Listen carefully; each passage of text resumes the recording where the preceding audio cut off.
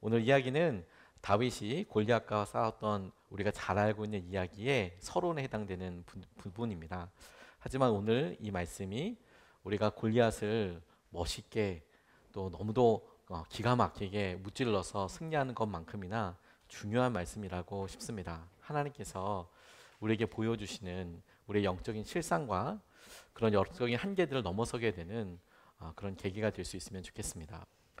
오늘 이 이야기의 배경은 지금서부터 약 3040년 전의 이야기입니다. 기원전 1020년경에 있었던 일입니다. 다윗과 골리앗이 만나서 싸우게 됐던 이 일이 다윗의 나이가 대략 20세 전후라고 그렇게 생각이 되고, 그 시기에 우리나라는 고조선 시대였고요. 그 시대에 우리나라는 고인돌 만들고 있었습니다.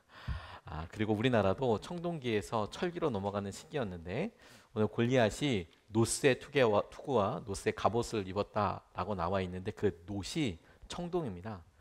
역시 블레셋 사람들도 청동기 시대를 살고 있었고 전쟁을 하고 있었던 그 어느 때를 우리가 보게 됩니다. 여러분 혹시 위례에 있는 몽촌토성 가보셨는지 모르겠어요. 가보면 온통 푸른 풀밭밖에 없지요. 이게 뭐 스머프 동산도 아니고, 그런데 그게 옛날엔 그렇게 토성이고 멋있었다라고 이야기하는데, 이스라엘도 비슷한 지역이 있습니다. 이스라엘이 크게 보면은 평지처럼 보이지만 사실은 평지가 아니고 여러 산지들이 혹은 산맥이라고 하기엔 너무 낮고 아주 낮은 지역으로 나누어져 있습니다. 하지만 크게 남북으로 보았을 때 왼쪽 편이 지중해였다면 그 지중해 연안에 블레셋 사람들이 살고 있었고, 그리고 낮은 구릉으로 이어진 산맥처럼 쭉 이어져 있는, 하지만 그렇게 아주 험준한 건 아니지만 그래도 나름 고산지대가 있는 쉐펠라라는 그런 지역이 남북으로 길게 형성되어 있고, 그 쉐펠라를 넘으면 오른쪽 편이 유다 광야 혹은 유다 평야, 유다 사람들이 살고 있는 도시들이 이어져 있었습니다. 남북으로 길게 그렇게 이어져 있었습니다. 블레셋 사람들이 늘 우리 유다 땅을 노리려고 할 때에는 그 쉐펠라 지역에 5개 계곡이 있었는데, 계곡이라고 이야기하지만 당시에는 그것이 길이었고, 낮은 구릉에서도 여러 사람들이 이동하기 편하게 되어 있어서 그 계곡을 중심으로 길을 중심으로 해서 도시들이 서 있었습니다. 이 5개 길 중에서 맨 북쪽에 있었던 것은 여호수아를 통해서 우리가 잘 알고 있는데 아얄론이라는 곳이 나오는 그런 골짜기입니다. 그래서 싸울 때 태양아 멈춰라 할 때 아얄론 골짜기에서 다리 멈추고 할 때 나오는 첫 번째 골짜기, 그게 이쪽에 있고, 두 번째 골짜기는 소렉 골짜기라고 해서 삼손과 관련되어 있는, 삼손이 자주 다니던 길입니다. 딥나 이런 것이 다 그쪽 근처에 있습니다. 그리고 가장 가운데 세 번째, 오늘 우리가 읽었던 엘라라는 지역은 평야라고도 나와 있지만 이 골짜기에서 이 쉐펠라 지역을 왔다 갔다 하고 지나가는 그런 도시이자 길이 되었습니다. 이렇게 생겼어요. 사진을 준비했는데요. 지금은 개간을 해서 그렇지만 다음 사진이요. 평야처럼 이렇게 보입니까? 뭘 하려고 당시에는 깎아 놓았던 것 같은데, 이쪽 산과 저쪽 산에 블레셋과 이스라엘 진영이 서로 대치하고 있어서 저 평야에서 짱 하면 이제 시작을 하게 되는 전쟁입니다. 우리가 몽촌토성 가서 이렇게 볼 때, 야, 이것에 위례 전쟁이 있었고 여기에 백제 누구 왕이 근초고 왕이 이런 걸 떠올리는 것처럼 저곳에서 다윗과 골리앗이 싸웠다라고 생각을 해보면 어떠십니까, 여러분? 전 저곳에 서서 이렇게 기도해 보면서 이곳에서 어떤 마음과 어떤 이야기들이 오고 갔을까, 그런 상상만으로도 되게 마음이 뜨거워졌던 것 같습니다. 오늘 여러분, 우리가 본문에 읽었던 이 본문의 말씀, 바로 저곳에서 이스라엘과 블레셋 사람들이 대치하고 있을 때 특별히 이스라엘 가운데 있었던 사람들의 마음 분위기를 두려움이라고 저는 그렇게 생각합니다. 그런데 여러분, 우리가 두려움이라고 이야기할 때 우리 스스로가 두렵다, 두려움이라는 것에 대한 정확한 정의와 어떻게 나타나는지에 대해서 잘 모르는 것 같아요. 우리가 두렵다라는 건 다 알지만 그게 우리의 실생활에는 어떻게 느껴지는지, 그냥 귀신을 만났다, 무섭다 이런 느낌과는 퍽 많이 다르다고 싶습니다. 이 당시를 한번 떠올려 보면 당시 이스라엘 사람들에게, 백성들에게 발견되는 분위기 가운데 드러난 현상을 보면 지금 전쟁 중에 나서는 한 사람이 없었습니다. 한 사람이 나가서 전쟁을 해야 될 거 아니냐. 무슨 말이냐. 골리앗이 이야기할 때 지금 나가서 싸우겠다는 한 사람이 없는 거거든요. 근데 이런 상황에 대하여 사울도 있었고 장군들도 있었습니다. 병사들도 있었고요. 각자 입장이 달랐어요. 두려움이라고 이야기하는 이 정서 분위기 가운데 각자의 입장에 따라서 어떻게 느껴지냐면 어떤 생각을 하고 있냐면 사울은 와, 장군들이 이렇게 많고 병사들이 이렇게 많은데 나라를 위해서 자신을 위해서 나서주는 사람 한 사람도 없네. 이런 마음을 갖고 있어요. 누구든 나가서 싸워야 될 거 아니야. 나가서 장군들 니네들 녹도 먹고 월급도 받고 그러니까 니네들 싸우든지 병사들 중에서 용감은 세금 면제해 준다니까. 승진시켜 주겠다니까. 나서는 사람이 없다. 이렇게 생각을 들고 있을 거고 장군은 용맹한 사람 한 사람 있으면 혹은 나를 위해서나 나라를 위해서 국가를 위해서 나서줄 사람 병사 한 명, 용기 있는 병사 한 명이 없구나. 그리고 왕은 도대체 뭐 하는 거냐. 이런 생각을 하고 있고 병사들 역시 아니 왕도 있고 장군도 있는데 월급이나 뭐 배울 거는 다 좋은 건 다 가져가면서 정작 이럴 때는 아무도 나서지 않고 이게 도대체 뭐냐. 이런 고착 상태를 겪고 있는 것이죠. 근데 여러분 이런 상태를 두려움이라고 이야기하는 거예요. 지금 이스라엘 백성들이 각각 누리고 있는 마음과 정서를 가만히 생각해 보면 그들이 지금 전쟁을 마주하면서 두려워 떨고 있는 이곳에 실제로 마음에 두렵다라고 이야기할 때 그들의 마음에 겉으로 표면적으로 드러나고 있는 것은 한 사람이 없다라는 책임전가, 왜 아무도 나서지 않는가 타이밍을 기다리거나 혹은 다른 사람 탓하면서 기다리는 것으로 두려움이 변신해서 둔갑해서 있게 되는 것이죠. 그래서 자신이 지금 두려움 가운데 있다는 것을 잘 모릅니다. 책임 회피는 대표적인 두려움의 한 방식이에요. 하지만 두렵다고 표현하지는 않습니다. 책임을 전가하죠.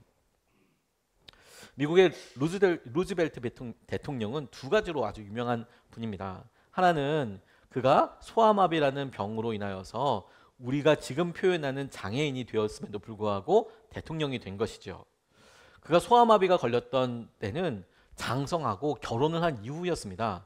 이름이 소아마비니까 우리는 어린아이들이 걸린다라고만 생각하지만 어린아이들이 많이 걸리기도 했고 실제로는 열병 중에 하나입니다. 열이 많이 나서 그 열병에 대한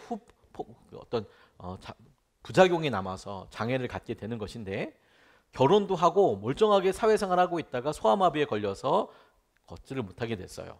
처음에는 휠체어를 통해서 걸었고 그 다음에는 목발을 짚고 걸었습니다. 평생 장애를 안고 살았어요. 하지만 그가 겪었던 그런 여러 불편함을 그의 굳센 의지로 넘어서게 되었던 그런 귀감이 되는 사람이죠. 두 번째는 그가 그가 대통령이 되었을 때가 경제 대공황이었습니다. 모두가 다 못 살아, 다 힘들다라고 생각할 때 그가 대통령이 되었어요. 모두가 다 서로 탓을 하는 거죠. 백성들은, 국민들은 대통령 뭐 하는 거냐? 아니 여기서 유명 기업하는 사람들 뭐 하느냐? 돈 다 받아가는데 왜 직장을 새롭게 만들지 않냐? 왜 정책을 만들지 않냐? 이렇게 이야기하고 있는 사람들이 많았고 또 대통령이나 여러 정치인들은 왜 나서서 아이디어를 가지고 쌈박하게 나선 사람이 없냐? 왜 같이 마음의 뜻을 모아주지 않냐? 이런 것으로 서로가 서로에게 책임 전가하고 누구도 나서지 않는 이 상황을 오늘 성경의 관점대로 보면 두려움이라고 이야기한다는 거예요. 그런데 이 루즈벨트 대통령이 대통령 취임 연설에서 두고두고 남을 만한 이런 이야기를 했어요. 우리가 유일하게 두려워해야 할 것은 두려움 그 자체입니다. 우리가 유일하게 두려워해야 될 것은 뭐냐면 두려움 그 자체입니다. 루즈벨트는 본인들 가운데 있었던 것을 두려움이라는 것을 우리가 회복되지 못할 거야, 우리가 좋아지지 않을 거야 라고 생각했던 것을 두려움이라고 명확하게 읽어냈던 것 같습니다. 저는 오늘 본문 말씀이 똑같은 맥락에 있다고 싶어요. 이스라엘 백성들이 겪고 있는 마음이 두려워서 도망쳤다, 뭐 두려워서 어떻다라고 우리는 두려움을 이야기하지만 정작 실제로 우리가 느끼고 있는 마음은 전혀 다른 것에서 온다고 싶어요. 이 두려움의 원인, 두려움의 이유가 되는 곳을 가만히 생각해 보면 우리의 생각에서부터 시작되는 것을 보게 됩니다. 그들이 두려워하고 있는 이런 마음, 즉 이런 상태를 느끼고 있는 것은 골리앗의 외모, 외형 때문이었거든요. 그리고 끊임없이 그것에 대해서 자신을 비교하고 있는 생각에서부터 혹은 그런 생각과 상상력에서부터 일어나고 있는 것을 주목하게 됩니다. 오늘 4절에서부터 7절까지 말씀을 보면 이렇게 이야기합니다. 블레셋 진에서 가드 사람 골리앗이라는 장수가 싸움을 걸려고 나섰다. 그는 키가 6규빗하고도 한 뼘이나 더 되었다. 머리에는 놋으로 만든 투구를 쓰고 몸에는 비늘 갑옷을 입었는데 그 갑옷의 무게는 놋 5,000세겔이나 되었다. 다리에는 놋으로 만든 각반을 차고 어깨에는 놋으로 만든 창을 메고 있었다. 그의 창자루는 배틀의 용두머리만큼 굵었고 그 창날의 무게는 쇠 600세겔이나 되었다. 그의 앞에서는 방패를 든 사람이 걸어 나왔다고 이야기하고 있습니다. 골리앗은 보여지는 것으로만 해도 압도적이었습니다. 성경에 나와 있는 묘사를 그대로 현대의 어떤 가치로, 현대의 어떤 자로 환산해 보면 키가 한 292m 정도 됐다고 합니다. 대략 3m 정도. 그리고 놋으로 만든 투구 입었다고 하는데 당시만 해도 이 청동기 문화는 우리로 얘기하면 그런 전차와 같은 그런 느낌이었습니다. 왜냐하면 여러분 앞으로 다음 시간에 우리가 보게 됐지만 다음 주 맥추절 그 이후에 보게 되겠지만 이스라엘 백성들은 무엇 가지고 싸우고 있었는지 아십니까? 막대기 가지고 싸우고 있었습니다. 다윗이 뭐 갖고 싸우러 나갔습니까? 짱돌 들고 나갔습니다. 돌 들고. 그러니 여러분 겉에 갑옷을 청동으로 금속으로 입었다는 것은 몽둥이로 때려봐야 이게 전차 두들기는 것만큼이나 혹은 맨살에 맞는 것과는 전혀 다른 엄청난 그런 무구를 입은 것이지요. 그러니까 이건 정말 대단한 겁니다. 마치 여러분 족구할 때 어떤 사람들은 운동화 신고 조깅화 신고 하고 어떤 사람은 우리 군화 신고 하는 거랑 똑같은 느낌인 겁니다. 그걸 57kg나 되는 걸 몸에다가 했다는 거예요. 그리고 창날만 약 7kg 정도입니다. 대단하죠. 아까 제가 이거 잠깐 들어봤는데 이 강대상보다도 더 무거울 것 같습니다. 이걸 한 손에 들고 이렇게 싸웠다니까 대단하죠. 노트북 무게는 뺀 거니까 제가 봤을 때 대략 여러 가지 다른 것까지도 생각해 보면 적어도 75에서 80kg 정도는 되는 쌀 한 가마니를 들고 싸울 만큼의 몸이 호리하고 키만 큰 게 아니라 몸이 정말로 좋고 그가 들고 있는 무구도 굉장하고 모든 것을 다 갖추고 있고 전투력도 대단하고 그렇게 싸우러 나오고 있는 사람인 것이죠. 근데 사람들은 그의 외모를 그가 가지고 있는 것을 봅니다. 근데 여러분 우리의 생각이 어떻게 두려움 가운데 있는지 아십니까? 끊임없이 우리의 생각에서 그의 외모, 그가 가지고 있는 것, 그가 어떤지를 주목합니다. 그리고 자신에게 없는 것, 그 사람에겐 있지만 자신에겐 없는 것, 그 사람에게 장점인 키와 무기와 여러 가지 일들을 자기와 비교해보고 나에게는 그런 키가 없고 혹은 건강이 없고 혹은 내게는 그런 어떤 싸울 수 있는 무기가 없다는 것을 끊임없이 비교하지요. 그리고 그렇게 비교하면서 갖게 되는 생각을 두려움이라고 이야기하는 거예요. 그런 마음을 오히려 우리가 계속 생각하면서 왜 우리가 다른 사람의 장점을 생각하고 그 장점과 우리에게 없는 그 단점을 가지고 비교하면 결론은 너무 분명하지 않아요? 안 되는 거죠, 여러분. 안 되는 거죠. 그 사람의 장점이 있고 모든 사람이 다 다르듯이 우리도 우리에게 장점이 있지 않겠습니까? 그런데 그 사람에게 있는 장점으로 내게 없는 단점과 비교를 하면 그건 처음서부터 게임이 안 되는 거예요. 근데 대부분의 성도들과 대부분의 우리들이 그렇게 계속 비교하는 삶을 삽니다. 다른 집에는 있고 내게는 없고 다른 사람이 저런 장점인데 똑같이 내게는 없는 그것을 가지고 비교하면서 스스로 끊임없이 어려워하고 어떻게 해결되지 않는 그런 삶을 살게 되는 것이지요. 우리는 이거에 두려움이라는 이름을 줘야 되겠다고 싶어요. 왜냐하면 우리의 상상력이 끊임없이 마음속에서 시뮬레이션을 돌려보거든요. 그리고 끝없이 자기가 진다 혹은 자기가 잘 못한다 안 된다 라고만 생각을 해요. 당연히 여러분 우리가 그렇게 입력하면 결과야 똑같지 않겠습니까? 안 되죠. 당연히 다른 사람의 장점과 나의 단점을 부딪히면 싸워보면 당연히 우리가 잘 안 되죠. 당연한 결과를 가지고 우리가 그렇게 생각합니다. 우리의 생각에서 이런 두려움이 끊임없이 계속 일어나요. 누구에게 비교하고 누구에게 살아가고. 하지만 여러분 거꾸로 이렇게 생각해 볼 수도 있어요. 내게는 있지만 그 사람에게 없는 것도 있지 않겠습니까? 지금 골리앗을 보고 이스라엘 백성들이 골리앗에게는 있지만 이스라엘에는 없는 거. 그래서 골리앗과 똑같은 외형에서 싸우려고 그러면 이스라엘 진영에 저만큼 키가 큰 사람이나 혹은 갑옷, 사울이 대번에 싸우러 나간다는 사람에게 자기 갑옷 벗겨주듯이 저만큼의 무구, 저만큼의 전투 복장을 갖추게 해주는 거, 이런 그 사람이 가지고 있는 것 중에서 우리에게 그러면 뭘 할 수 있을지 해보면 게임이 안 되잖아요. 그런데 다음번에 우리가 살펴보겠지만 다윗은 어떤 생각을 가지고 있습니까? 자기에겐 있지만 골리앗에게는 없는 거. 그렇게 생각을 해요. 자기에게는 장점이고 자기에게만 있지만 골리앗에게는 단점이고 골리앗에게는 없는 것. 다윗이 붙잡았던 것은 무엇입니까? 하나님이에요. 하나님.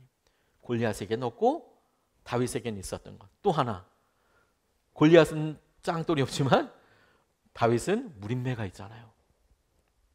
그것 가지고 싸우는 거라니까요. 그렇게 생각해 보면 여러분, 골리앗의 모습이 당장 외형이 점점 커질수록 1대1로 싸운다고 한다면 진짜 부담이죠. 3m 정도가 되는 사람이 엄청난 큰 크기의 갑옷을 입고 나와서 그 배틀가드 같은 창을 이렇게 흔든다 그러면 웬만큼 용기 있어서가 아니라 웬만큼 전쟁에 능한 사람이어도 싸워서 이길 수 있는 힘이 별로 없을 겁니다만, 그래서 더 위축되겠죠. 크면 클수록. 하지만 멀리서 돌을 던져서 맞힐 다윗에게는 골리앗이 점점 커질수록 더 유리한 거예요. 왜 그렇습니까? 관역이 점점 커져요. 이마가 점점 커지잖아요. 대굴박이 점점 커지니까 맞힐 곳도 점점 더 많아지지 않았겠습니까? 그에게 하나님께서 오히려 거꾸로 우리에게 생각하는 부분들이 그에게는 없고 우리에게 있는 것. 우리에게는 하나님이 계시고 우리에게는 말씀이 있고 우리에게는 약속이 있는 거예요.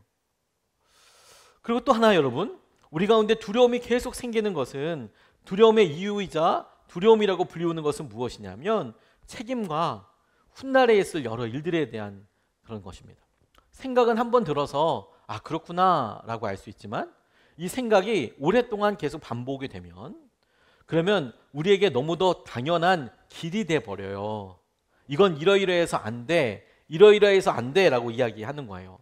이스라엘 백성들에게 골리앗이 40일 동안이나 아침 저녁으로 나와서 싸우자 라고 이야기할 때 이곳에 있었던 장군과 사울과 병사들은 처음서부터 두렵다 이런 말을 겪고 하진 않았을 거예요. 하지만 마음속으로 이렇게 어느 순간에 결정하게 됩니다. 내가 나가고 싶은 마음은 있는데 저 사람이 압도적으로 잘해 보여서 싸움하면 내가 질 것 같아. 그런데 내가 질 것 같기 때문에 내가 나가서 만약에 지면 우리 모두가 다 블레셋 사람들의 종이 되니까 그런 책임은 질 수 없잖아. 그렇게는 할 수 없잖아. 내가 나라를 위해서, 내가 이 전쟁을 위해서 싸우면 안 돼. 자기 나름대로의 합당한 이유와 하다못해 내가 감기가 걸려서 내가 발목만 안 폈으면 여러 이유들로 자기 나름대로의 이유를 대서 그걸 생각 가운데, 마음 가운데 갖고 있는 것이죠. 오늘 8절, 9절 그리고 11절 말씀을 보면 이렇게 이야기합니다. 골리앗이 나와서 이스라엘 전선을 마주보고 고함을 질렀다. 너희는 어쩌자고 나와서 전열을 갖추었느냐? 나는 블레셋 사람이고 너희는 사울의 종들이 아니냐? 너희는 내 앞에 나설 만한 사람을 하나 뽑아서 나에게 보내어라. 그가 나를 쳐 죽여 이기면 우리가 너희의 종이 되겠다. 그러나 내가 그를 쳐 죽여 이기면 너희가 우리의 종이 되어서 우리를 섬겨야 한다. 11절 말씀에 사울과 온 이스라엘은 그 블레셋 사람이 하는 말을 듣고 몹시 놀라서 떨기만 하였다고 이야기하고 있습니다. 골리앗이 이야기하고 있는 것은 지금 대장전이거든요. 대장전은 서로의 대장이 나와서 대표로 싸워서 전쟁의 승패를 가늠하자, 이런 이야기입니다. 주로 장군들이 전쟁에서 이길 자신이 있을 때, 자기가 이길 자신이 있을 때 그렇게 이야기를 하지요. 그리고 이게 사기에 굉장히 커다란 영향을 미칩니다. 사기와 기세에. 전쟁은 사기와 기세잖아요. 서로 마주보고 있게 했을 때 나와봐! 싸우자고! 이야기하자고! 이렇게 이야기하고 있는 거예요. 근데 그곳에 있는 사람들은 40일 동안 적어도 여러분 그런 여러 이야기를 한 번 이상이 뭐예요? 아침 저녁으로 들었을 거 아니에요? 그런데도 그들이 가만히 있었던 거에는 그들 나름대로 다 합당한 이유들이 제각각의 이유가 있었다라는 거예요. 제각각의 이유가. 내가 나가서 지면 어떻게 해? 안 되면 우리가 다 끝나는 거잖아. 나보다 센 사람이 좀 나갔으면 좋겠는데, 평소 때는 이렇게 막 팔을 걷어보면서 내가 너보다 나아 이런 삶을 살다가 이렇게 나선 자리가 되니까 저 사람이 더 나아, 네가 더 낫잖아. 그렇게 말은 못하고 서로 그렇게 마음을 가지고 있지요. 여러분 이런 게 두려움이에요. 내가 싸움에서 지면 안 하는 것보다 못하다. 어떻게 책임지겠냐. 그것에 대한 이유가 자기에게 준비되어 있는 거예요. 생각은 앞서 보이는 여러 보이는 것들에 대해 비교하고 갖게 되는 마음이라면 우리 가운데 두 번째로 느끼는 이 마음, 두려움의 원인과 근거는 우리에게 가지고 있는 우리 나름대로 결론 내린 합당하다고 생각되는 이유들이에요. 한 걸음도 나아가지 못하게 해요. 아담의 침묵이라는 책에서 레리 크랩이라는 작가가 자기 어렸을 때 일을 이렇게 재밌게 소개합니다. 야구 시합을 하는데 아주 어렸을 때 야구 시합을 하는 미국은 야구 경기가 굉장히 일상적이고 뭐 우리나라도 애들 어렸을 때부터 운동 많이 시키지 않습니까? 그런데 또 미국은 야구를 유독 좋아하는 나라이다 보니까 리틀 야구단도 많고 뭐 유치원에서나 혹은 뭐 학교에서나 야구단이 이렇게 있었던 거예요. 그리고 애들이 공 치고 이렇게 휘둘러 그러면 예쁘잖아요. 그래서 자기도 이렇게 야구를 하는데 유독 그 운동신경이 없었답니다. 잘 안 되더래요. 그런데 어릴 때 마음만큼 이렇게 막 잘하면 좋은데 그게 잘 안 돼서 안타깝기도 하지만 문제는 엄마 아빠가 와서 그렇게 응원을 많이 해주는 거예요. 잘하라고, 레리 잘해 막 이러면서 응원도 해주고 또 친구 엄마 아빠들 다 얘기해주고 또 자기가 타석에 이렇게 들어서면 친구들도 레리 너 여기서 안타 꼭 쳐야 돼, 너 여기서 홈런 쳐야 돼 막 이렇게 얘기하니까 잘하고 싶잖아요. 어린 마음에. 그리고 이렇게 휘둘다 보면 또 맞을 때도 있고 그런 생각이 들어서 하는데 어느 순간에 깨달음이 확 왔다는 거예요. 어떤 깨달음인지 아십니까? 자기가 가만히 있으니까 볼넷으로 나가는 경우가 더 많다는 것을 알게 된 거예요. 휘둘러서 아웃이 되지 가만히만 있으면 내가 볼넷으로 나간다. 이걸 깨닫게 된 거예요. 그러니까 이제 치지 않고 가만히 있는 거죠. 나가서. 그러니까 최대한 아웃되는 것보다 적어도 1루까지는 나갈 수 있으니까 이게 더 나은데? 이런 생각을 하게 된 겁니다. 근데 가만히 이렇게 지내다 보니까 시간이 지나면서 이제 문제가 나오기 시작했어요. 이 레리도 분명히 이렇게 어렸을 때 휘두르고 잘 못 치고 애들 야구였다가 점점 지나니까 투수였던 친구들도 점점 성장하고 성숙하지 않겠습니까? 그러니까 얘네들이 처음에는 볼을 많이 던지다가 나이가 점점 들수록 스트라이크를 던지는 경우들이 더 많아지더라는 거예요. 자연스럽게 본인도 볼넷으로 나가는 횟수보다 삼진을 당해서 들어오는 횟수들이 점점 더 많아지더라는 거예요. 그런 숫자가 점점 늘 뿐만 아니라 자신감도 없어지고 나중에는 야구도 싫어지게 되더래요. 나 이 야구 하면 안 되겠구나 이런 생각이 들더라는 거죠. 우리도 여러분 가만히 생각해 보는 겁니다. 우리가 잘 알아요. 책임을 지는 것이나 다른 사람들 이렇게 가만히 생각하고 보는 데 있어서 우리는 늘 그런 거에 있어서 그냥 가만히 있는 거죠. 이유, 너무도 합당한 이유들이 있는 거예요. 이게 더 낫다고 이렇게 가만히 있는 게 우리 공동체나 이번 전쟁을 위해서나 우리 가정을 위해서나 우리의 훗날과 미래를 위해서도 좋다라는 자기 나름의 고민 끝에 갖게 된 그런 결론들이 있어요. 그걸 두려움이라고 한다고요. 그 사이에 언저리에 있는 어둠에를 두려움이 숨어 있다는 거예요. 나에게 더 이상 나가지 못하게 하는 것, 내가 가만히 주저앉게 하는 것. 항구에 여러분 닷을 내리고 있으면 배는 안전합니다. 그런데 여러분 그게 다시 이렇게 물속에 깊이 내려져서 배가 움직이지도 않고 안전하게 보호해 주지만 그래서 항구에 배가 있어서 안전하지만 하지만 그게 배의 존재 목적은 아니에요. 배를 만들어서 항구에다 세워놓으려고 하는 것은 결코 아니거든요. 배는 이동하기 위해서 있는 건 아니겠습니까? 오늘 여러분 사람들이 전쟁하러 나와 있는데 이스라엘 백성들은 각자 나름의 이유들로 40일 동안이나 교착 상태 가운데 있는데 그 가운데 자기가 갖고 있었던 합리적인 이유로 그날도 계속 되뇌면서 나는 이래서 못 나, 난 이래서 못해, 이래서 안 될 것 같아, 다른 사람들이 나갈 수 있을 것 같아, 기회를 주는 거야, 이렇게 합리적인 이유를 대요. 그 마음, 그런 패배감, 두려움이 그렇게 드러난다고요. 그걸 또 다른 이름으로 두려움이라고 이야기한다고요. 첫 번째 펭귄이라는 말이 있습니다. 직관적으로 생각해 봤을 때 첫 번째니까 호기로움, 용기에 대해서 그렇게 생각하기 쉽지만 이것은 사실 사뭇 살벌한 현실을 나타내고 있는 말이기도 합니다. 첫 번째 펭귄은 뭐냐면 그야말로 물속에 뛰어드는 첫 번째 선두주자를 말하는 것이죠. 그런데 여러분, 펭귄도 배가 고파요. 그러니까 물속에 들어가서 물고기를 잡아 먹어야죠. 근데 사진을 이렇게 보니까 이런 빙하에 펭귄들이 오롯이 모여 있는 거예요. 오롯이 모여 있어서 바다를 물끄러미 바라보고 있는 거죠. 왜냐하면 배는 펭귄만 고픈 게 아니라 포식자들도 배가 고프거든요. 밑에서 상어도 있고 고래도 있고, 걔 밑에서 저것들이 언제 뛰어드나 이렇게 바라보고 기다리고 있는 애들이 또 있는 거죠.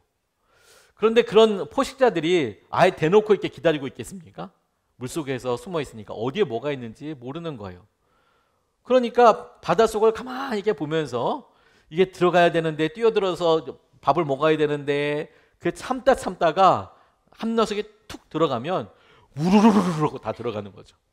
왜냐하면 첫 번째 들어가는 사람은 제일 커다란 위험에 감수된다면 그 다음부터는 n분의 1이잖아요. 많이 들어갈수록 잡아먹힐 가능성이 덜하잖아요. 그래서 한 마리가 뛰어들면 우르르 다 뛰어드는 그런 모습을 보고, 그 첫 번째 뛰어드는 그 펭귄의 용기 혹은 펭귄의 모습을 보면서 첫 번째 펭귄이다, 이런 이야기를 합니다. 근데 우리에게도 또 그와 같은 일이 있는 것이죠. 믿음으로 실험해 보거나 도전해 보거나 우리가 주님께서 하실 여러 일들을 마주하기보다 오히려 기다리는 거죠. 다른 사람은 어떻게 하나, 그리고 이런 일이 어떻게 일어나나라고 생각을 하지요. 근데 오히려 여러분, 우리의 영적인 상황이 그렇다면 우리가 오랫동안 고통받고 힘들어하는 것은 우리가 첫 번째로 뛰어들기 전까지 계속 기다리는 시간과 똑같다라는 사실을 알게 됩니다. 무슨 말이냐면 여러분, 펭귄들이 배가 고프지만 끝까지 버텨보는 거예요. 죽을 만큼. 참다가 안 되면 뛰어드는 거죠.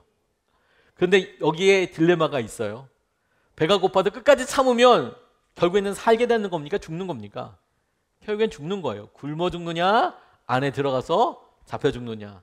그걸 본인이 더 이상 참을 수 없을 때까지 알게 되면 피할 수 있는 길이 아니라 어차피 뛰어들어야 되는 길인 거거든요. 믿음이 딱 그거 같다는 거예요. 우리의 두려움이.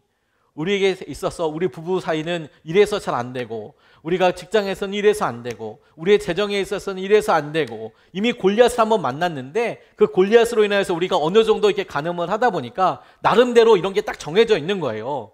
아, 이게 이렇게 되려면 이렇게 뭐가 적금이 완성돼야 되고, 혹은 이렇게 직장을 옮겨야 되고, 주거가 어떻게 돼야 되고, 아이가 어떻게 돼야 되고, 이런 이유들을 하나하나 다 되다 보니까 한 서너 가지 이유만 있어도 우리가 어떻게 움직일 수 없을 만큼의 어려운 상황으로 딱 고정되는 거예요. 그리고 우리는 그 상황에서 그냥 아무렇지도 않다고 생각하지만 그걸 두려움이라고 얘기한다니까요. 그래서 이스라엘 백성들이 겪고 있었던 일이 바로 그거예요. 근데 여러분, 어떻게 하면 그렇게 이걸 넘어설 수 있을까? 이런 마음의 상태를. 이것을 넘어설 수 있는 방법과 세 번째 두려움의 이유가 딱 물립니다. 우리에게 지금 이 본문에서 발견되는 두려움의 이유가 무엇이냐면 말과 말의 내용이거든요. 말, 들려오는 말과 내용. 그리고 우리가 이 말과 내용에 있어서 어떻게 말하고 어떻게 하는지가 우리의 생각과 마음을 넘어설 수 있는 단초요, 믿음의 도전이 될 수 있습니다. 오늘 10절과 11절 말씀을 보면 이렇게 이야기하고 있습니다. 블레셋 사람이 다시 고함을 질렀다. 내가 오늘 이스라엘 군대를 이처럼 모욕하였으니 너희는 어서 나에게 한 사람을 내보내어 나하고 맞붙어 싸우게 하여라. 사울과 온 이스라엘은 그 블레셋 사람이 하는 말을 듣고 몹시 놀라서 떨기만 하였다라고 그렇게 이야기하고 있습니다. 두려움은 전염돼요. 금방 옆에 있는 사람들에게도. 그런데 여러분, 이런 두려움과 전염되어 있는 이런 상황을 깨는 방법도 의외로 단순합니다. 한 사람만 있으면 돼요. 의외로 여러분, 이런 일 있을 때 용감하게 한 사람이 첫 번째 펭귄이 돼서 확 나가면 뚫어져요. 근데 여러분, 그게 쉽지 않잖아요. 근데 그럼에도 불구하고 어떻게 우리가 처음으로 내디딜 수 있느냐? 말을 어떻게 하느냐인 거예요.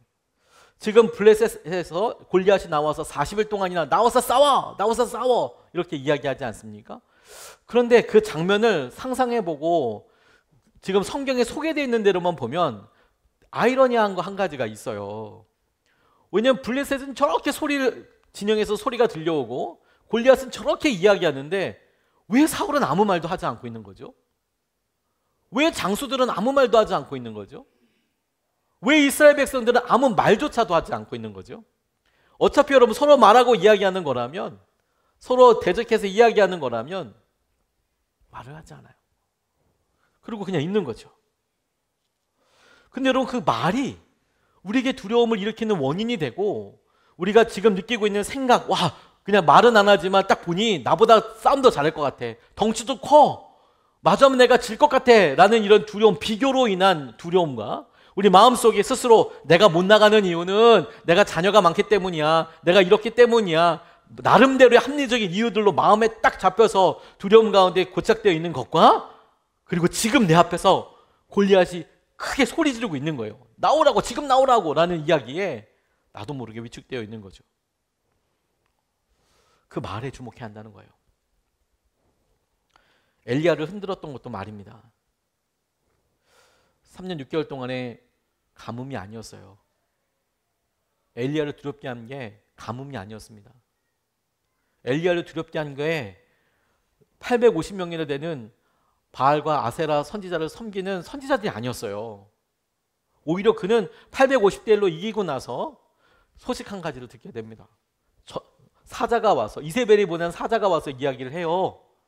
네가 오늘 그런 일을 하였으니까 내일 이맘때까지 네가 살아있으면 내가 진짜 벌을 받아도 좋겠다라고, 그러니까 반드시 네가 죽을 것이다라고 이세벨이 사자를 보내서 엘리야에게 이야기합니다.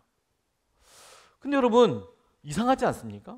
왜냐하면 정말로 이세벨이 그 목표가 엘리야를 죽이는 거라면 사자를 보내서 너 죽을 거야 라고 이야기할 게 아니라 그냥 암살자를 보내면 됩니다. 그걸 뭘 두 번 나눠서 하는 겁니까? 목표가 진짜 죽음이라면 그냥 자기가 거느릴 수 있는 군대가 있고 보낼 수 있는 힘이 있지 않습니까? 그럼 보내서 죽이면 돼요.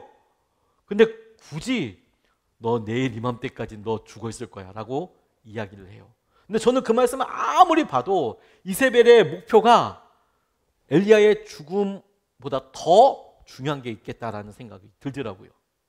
그게 뭔지 아십니까 여러분? 엘리야가 진짜 그곳에 남아서 이세벨에게 죽어요. 그럼 누가 나쁜 사람 된지 아십니까? 그냥 이세벨이 나쁜 사람이 돼요. 하나님의 선지자를 죽였다고요. 하나님의 선지자 중에 이세벨이 나쁜 사람이 되고 어떻게 그런 극악한 일을 할 수 있냐라고 사람들의 지탄을 받게 되겠죠. 근데 여러분 이세벨의 위협에 엘리야가 도망가면요, 그가 어제까지 했던 하나님께서 그에게 역사하시고 이끌어주셨던 영광과 하나님이 얼마나 위대한 분인가 하는 것조차도 도망쳐요 그가. 그래서 스스로 그 모든 것들을 다 허물어버리고 아무것도 아니네 스스로가 생각하는, 다 부인해버리는 그런 모습이 아니겠습니까?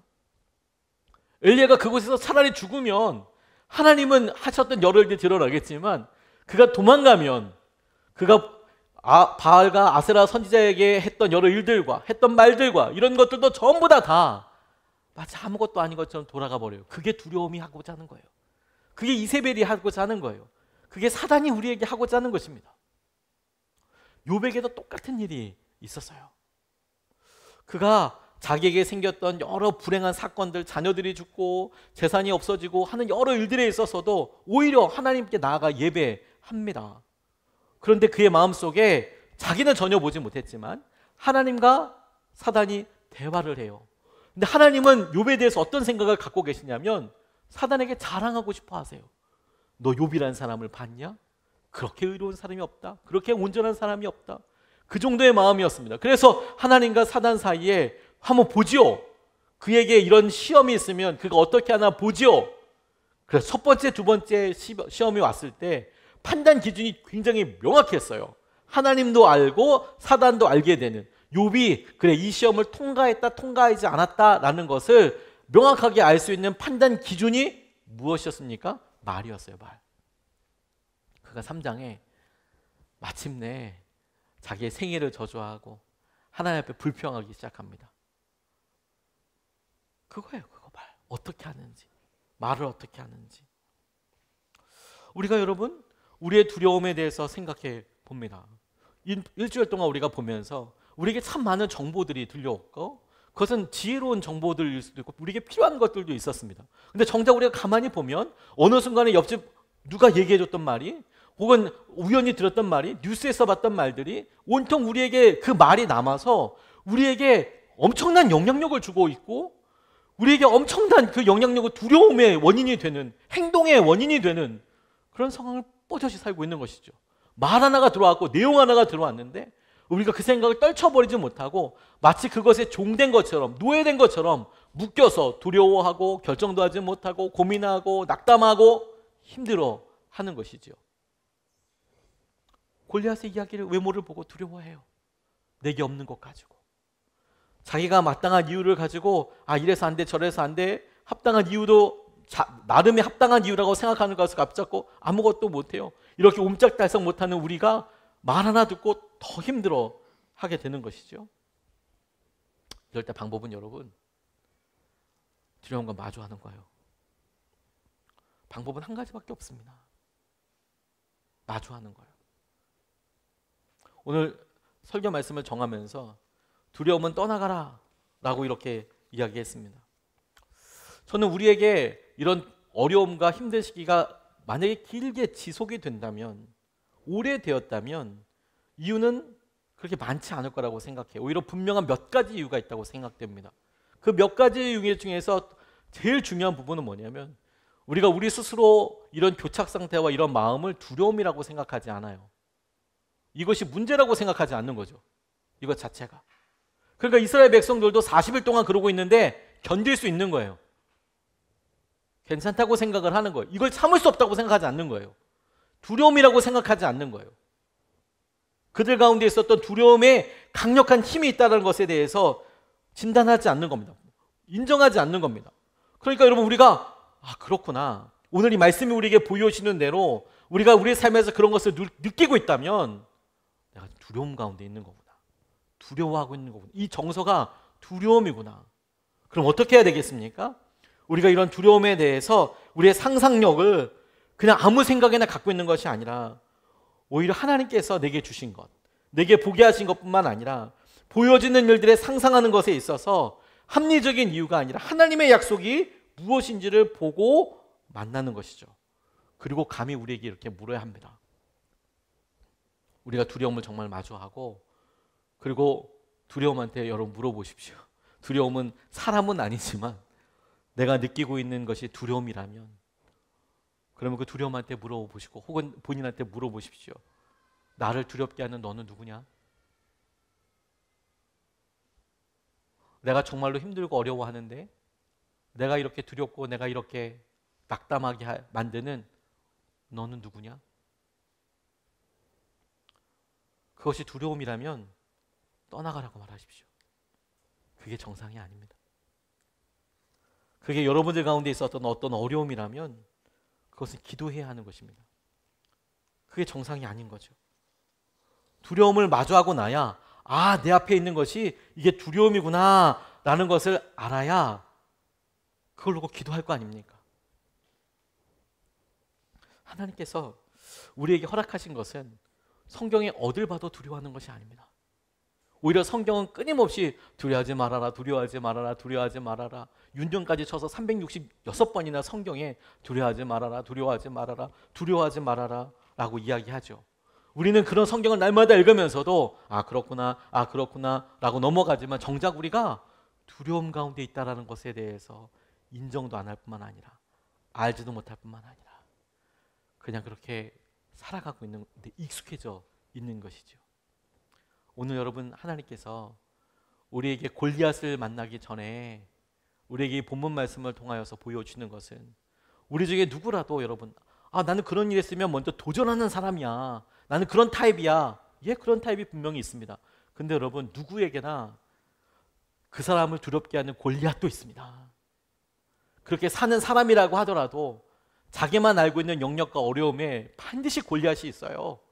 나를 어렵게 하고 무너뜨리고, 다른 여러 일에는 쿨하게 그래 내가 하지, 내가 먼저 해보지 라고 하는 사람도 정작 자기가 마주하고 있는 그 일에 있어서는 어렵고 주저하고 낙담하죠. 그럴 때 오늘 말씀을 통해서 감히 하나님의 이름으로 선포하는 겁니다. 나를 두렵게 하는 너는 누구냐? 두려움은 떠나가라. 두려움은 떠나가라. 주님께서 은혜와 마음으로 주님과 함께 동행하는 저와 여러분 되시기를 주님의 이름으로 축복합니다.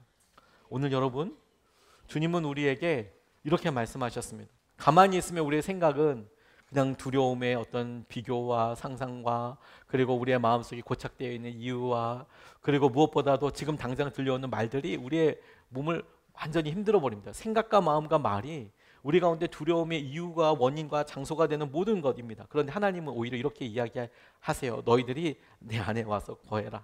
내가 너를 지명하여서 불렀고 우연 아니고 내가 너와 함께하고 있고 하나님께서 하신 은혜 가운데 우리를 세우시고 이끌어 주시는 것입니다. 그 주님을 우리 마음속에 고백하면서 오늘 우리가 두려움을 쫓아내고 자유함을 누리게 되시기를 우리 같이 찬양하면서 같이 기도하겠습니다. 오늘 여러분 세 가지로 이렇게 나눠보셨으면 좋겠습니다. 첫 번째, 당신이 다른 사람들과 비교하게 되는 부분이 있다면 무엇입니까? 자꾸 내게는 없는데 다른 사람들에게 있는 것 때문에 혹시나 비교하고 어려운 것이 있다면 무엇인지, 혹은 다른 사람들은 장점인데 나는 단점이, 자꾸 이렇게 비교하게 되는 게 있다면 무엇인지 말로 표현해 보십시오. 여러분, 그러면 마치 진단처럼 여러분들이 싸워야 될 것이 명확하게 될 것입니다. 두 번째, 당신이 외면하거나 피하는 상황이나 사람이 있다면 무엇 혹은 누구입니까? 내가 뭘 피하려고 자꾸 하는지 역시 그것도 말로 해보면 그러면 내가 어떻게 기도해야 될지도 알게 됩니다. 한번 나눠보시기 바랍니다. 세 번째, 당신이 가지고 있는 두려움의 원인이 되는 사람은 누구입니까? 자신의 싸움이 아니라 하나님께서 붙잡아 주도록 내가 무엇을 할 수 있겠습니까? 우리에게 있는 하나님을 붙잡고 우리가 하나님을 의지하며 나아갈 수 있으면 좋겠습니다. 저는 두려움의 필살기, 어느 때든 통하는 필살기가 있습니다. 성경에 쓰여져 있습니다. 그 필살기가 무엇이냐면 감사입니다. 감사. 두려움을 어느 때든 극복할 수 있는 하나님의 약속하신 필살기가 뭐냐면 감사입니다. 감사. 이번 한 주 동안 다음 주 우리가 맥주 감사주일 자체가 이 두려움에 대해서 감사하는 절기입니다. 왜냐하면 아직 모든 추수가 끝나기 전에 먼저 감사하는 거거든요. 두렵지 않겠습니까? 우리가 일주일 동안 기도하면서 맥주 감사절을 준비하고 하나님 앞에 감사하면 좋겠습니다.